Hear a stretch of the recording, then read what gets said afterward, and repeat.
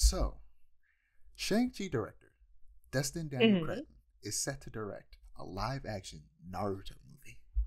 Oh And wow. honestly, I'm kind of here for it. So hear me out, Yeah. right?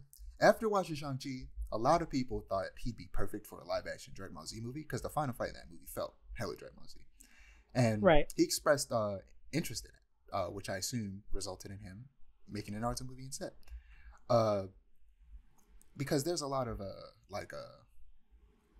what is it called, wushu experience. What's the word I'm looking for?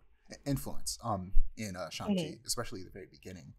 Um, and I feel like that will work very well for a Dragon Ball Z movie, and like just the way Destin does action in these films, and hopefully he would be able to take the same action teams and stunt team to his other films because I feel Right. like they're instrumental in making that type of kind of like over the top action work really well. Right. Um, and I truly do believe that some anime can work in live action, and there there's some that I really want to see done in live action. Honestly, there's only two. It's Dragon Ball Z and Naruto. Really, those are only two anime that I'm like I want to see that in live action. Good. We've seen Dragon Ball Z, but it wasn't good, and hopefully this Naruto movie is good. I think that live action adaptations need to lean into the strengths of the medium instead of trying to recreate the moments that only work in animation. All that do is show, all that ever does is show why the animated version is superior. Instead, they should try to do these things in a way that, like I said, pulls on the strengths of the medium itself. Also, both Dragon Ball and Naruto are flawed in certain areas of the writing, so significant Hmm. changes can be made to the story to make it a fresh experience without completely alienating the fan base. Because even the fan base of both series recognize that there are flaws that can be fixed. Um, Right. Naruto is one of my favorite anime, but I do not wear rose tinted glasses for it. Any of my favorites. I can reread Naruto, Bleach, Dragon Ball Z all day, but rewatching them hurts. Rewatching early 2000s and older anime is a chore. Specifically ones that are adapted from a manga, because the pacing is ass, and there's so much filler. And it's I'll always cherish the experience of watching it for the first time because I can never rewatch it and enjoy it as much as I did back then because I know what good pacing is now. Right. On top of that, like I said, the writing isn't great in some areas. For Naruto, most famously, the female characters, Sakura especially, are extremely underdeveloped. Yeah. And Kishimoto gave up on a lot of the fan favorite side characters like Rock Lee and Neji and all of them after the time skip into Shippuden. So those are two aspects that even if those are the only changes that Dustin makes, that would be enough for him to give Sakura a lot more to do and actually give her so much more character development and have her actually grow in strength on par with Hmm. Naruto and Sasuke instead of always lagging behind, which I always thought was weird. Because for me, the number one thing is Naruto. They all there's some what's the parallels between certain characters in Naruto between Jiraiya, Tsunade, Orochimaru, Sasuke, Naruto, and Sakura, and Right. they all learn from those people as well, and they learn techniques from those people, and expand on them and make them better.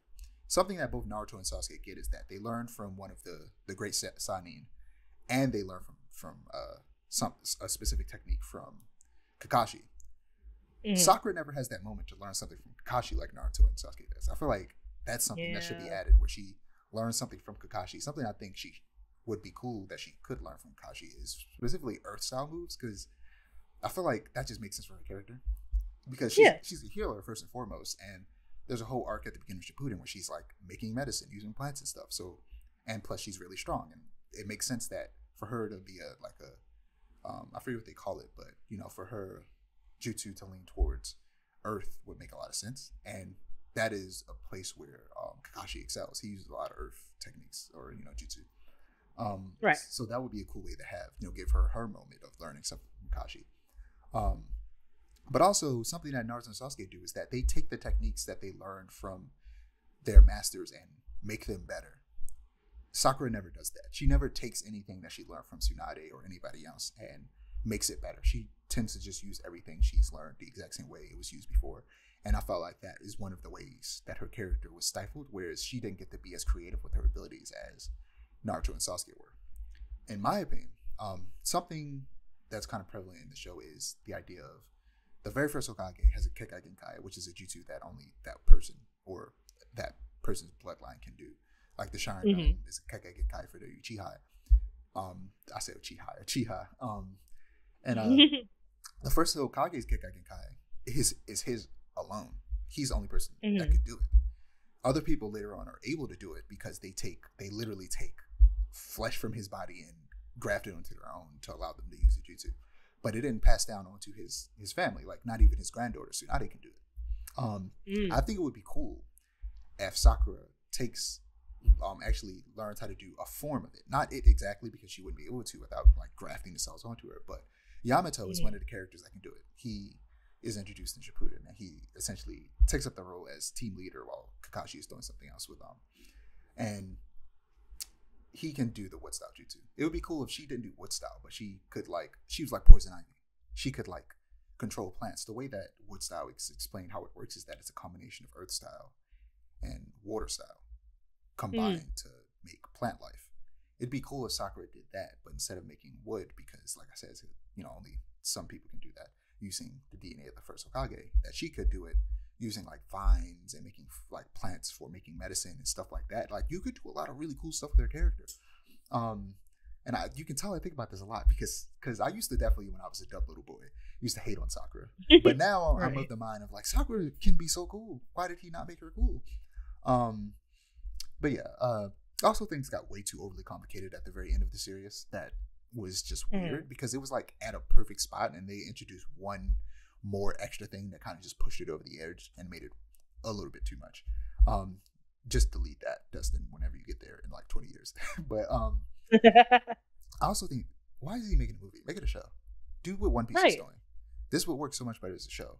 I still hope it's good. Like I want this to be good because the thing is, I think that live action anime can work. I don't think it's necessarily a bad thing to try and adapt cartoons to live action. I think it depends on the cartoon 100%. But the problem is they keep trying.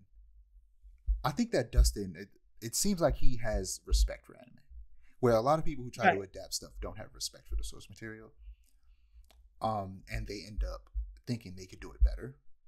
And the reality is, as much as some people might hate to hear this, I think you do have to actively try to do different things with it for it to actually be fun and unique. Rather than just trying to be a carbon copy of the thing in live action. That's never going to work because it's just never going to be as good. So you have to do something different. Not too different. You still want to have, the characters for the most part be the same. You want them to have the same personalities. You want to follow the same story overall, but you want to make like changes, like expand on things or delete things that don't need to be there anymore and stuff like that, or like give certain characters more attention. Like you want to make changes like that add a lot to the story but don't completely change the story. And I feel like live action anime has the opportunity to do that. But honestly, more than that, I kind of just want I want both Bleach and Naruto to get the Dragon Ball Z Kai treatment, where Dragon Ball Z Kai was the version of Dragon Ball Z that I grew up watching, where they cut out all the filler. But something they did do, which I hope they do with the One Piece remake, is actually kind of make some changes to the story to fix certain things. Not anything major, but just some small changes to hint towards certain things that come on later that maybe weren't built up properly and stuff like that. And ultimately, I'm more than anything, I want a Naruto remake, animated remake that does just that, cuts out all the filler, and adds more context to certain things that come up later in the series. Same thing with Bleach. So I'm honestly cautiously optimistic for this. Now, my biggest concern is what they might cut to make this work as a feature-length film, and that's why I think it would be better off as a show.